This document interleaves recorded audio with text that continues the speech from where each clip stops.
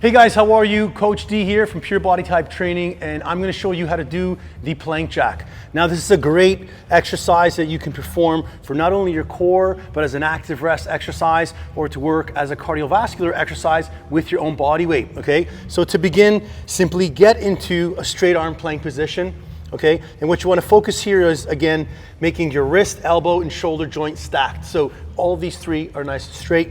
From this position, before you go buck wild and start spreading your legs apart and going hardcore, go left and right with your feet, hold that position, and come back to neutral.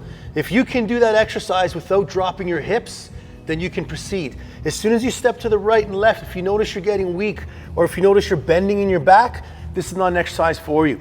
So simply keeping your feet together, you want to make sure that your chest is over your wrist, and we're going out, in, that's it.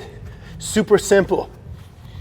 Now, if you want to make this exercise more challenging, you can obviously go from a wide jump, out, in, touch your feet. If you want to make it a little bit more interesting, you go out, in, forward, back.